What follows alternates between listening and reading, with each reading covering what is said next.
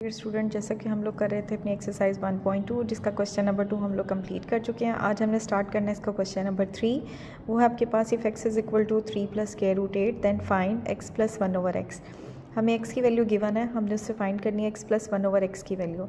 तो x + 1/x की value find करने से पहले हम फाइंड करेंगे 1/x की वैल्यू। तो x अगर आपके पास 3 + k√8 है तो 1/x क्या होगा, रेसिप्रोकल फॉर्म में हमारे पास आ जाएगा 1/3 + k√x। अब ये सर्ड वाली टर्म है, रेडिकल वाली टर्म है। हमने क्वेश्चन नंबर 2 में भी सॉल्व किया था उन क्वेश्चंस को कि आप इन एक्सप्रेशंस को कैसे सॉल्व करते हैं कि हमने डिनोमिनेटर से सर्ड वाली टर्म को ख़त्म करना होता है।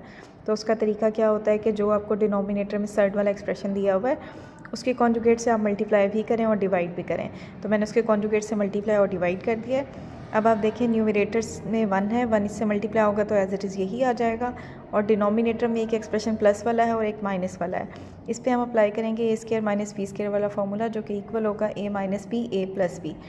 तो हमारे पास आएगा 3 का स्क्वायर - k√8 का स्क्वायर। तो आपके पास आ जाएगा 3 - k√8। नीचे हमारे पास आएगा 3 का स्क्वायर 9 और 8 के स्क्वायर से स्क्वायर रूट कैंसिल 8। तो नीचे हमारे पास बचेगा 1। तो डिनोमिनेटर में 1 है, उसकी कोई इंपॉर्टेंस नहीं होती। तो हमारे पास आंसर क्या आएगा, 1/x is equal to 3 - k√8। अब हमने 1/x फाइंड कर लिया। बेसिकली हमने फाइंड करना था x + 1/x। तो अब हम x की वैल्यू में 1/x को ऐड करते हैं।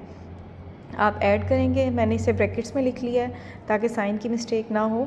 यूजुअली प्लस साइन जब होता है हमारे पास साइन की मिस्टेक नहीं होती, लेकिन जब माइनस हो तो साइन चेंज होते हैं।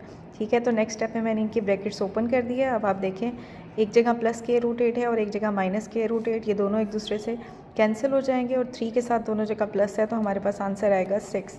तो हमारे पास x + 1/x is equal to आ जाएगा 6। ये था इसका फर्स्ट पार्ट।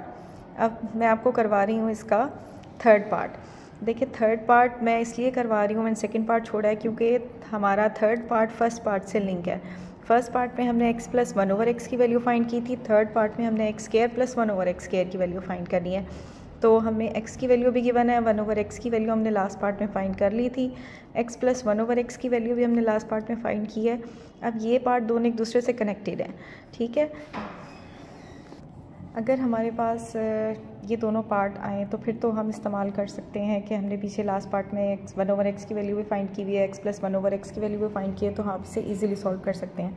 मैंने वही किया है कि x की वैल्यू इस्तेमाल की, 1/x की वैल्यू इस्तेमाल की, फिर x + 1/x हमने लास्ट पार्ट में किया हुआ था, उसी को मैंने नेम दिया इक्वेशन नंबर 1 का। और उसके बोथ साइड्स पर हमने अप्लाई कर दिया स्क्वायर अप्लाई करेंगे तो यहाँ ओपन होगा लेफ्ट साइड पे a + b का होल स्क्वायर फार्मूला, जो कि आपके पास आ जाएगा a का स्क्वायर + 2ab + b का स्क्वायर।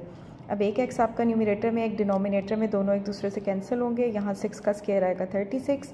तो ये +2 आपका राइट साइड पे जाएगा क्योंकि हमने वैल्यू फाइंड करनी है x² + 1/x² की। तो ये +2 एक्स्ट्रा है, ये राइट साइड पे जाएगा तो माइनस हो जाएगा। तो x² + 1/x² हमारे पास आएगा 34। लेकिन सपोज़ अगर आपके पास ये फर्स्ट पार्ट नहीं देते आपको फाइंड करने के लिए और आपको डायरेक्ट कहा जाता है कि x is equal to this है और आपने x² + 1/x² फाइंड करना है, तो हमें ये सारा प्रोसीजर करना पड़ेगा। उसके बाद हम x² + 1/x² की वैल्यू फाइंड करेंगे। ठीक है, अब मैं आपको करवा रही हूँ इसका फिफ्थ पार्ट, वो भी आपके पास प्रीवियस पार्ट से कनेक्टेड है इसलिए आपको ये करवा रही हूँ। इसमें हमने फाइंड करना है x4 + 1/x4। x की वैल्यू मुझे पता है, 1/x की भी हमने फाइंड की हुई है, x + 1/x भी फाइंड किया हुआ और x² + 1/x² भी हमने लास्ट पार्ट में फाइंड किया है। तो इसे मैं नेम दे रही हूँ इक्वेशन नंबर 1 का। अगेन इसके बोथ साइड्स पे मैंने स्क्वायर अप्लाई किया है, तो यहाँ ओपन होगा a + b का होल स्क्वायर फार्मूला। तो हमारे पास आ जाएगा a का स्क्वायर।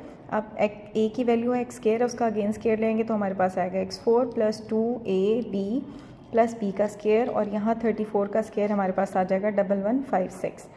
अब एक x के न्यूमरेटर में, एक डिनोमिनेटर में, दोनों एक दूसरे से कैंसिल होंगे, हमारे पास आएगा +2। तो हमारे पास ये आ गया। अब हम क्या करेंगे, हमने वैल्यू फाइंड करनी है x4 + 1/x4 की। ये 2 हमारे पास एक्स्ट्रा है, ये राइट साइड पे जाएगा तो हमारे पास आएगा 1154। तो ये थे हमारे क्वेश्चन नंबर 3 के 3 पार्ट जो आपस में लिंक थे। Thank you so much.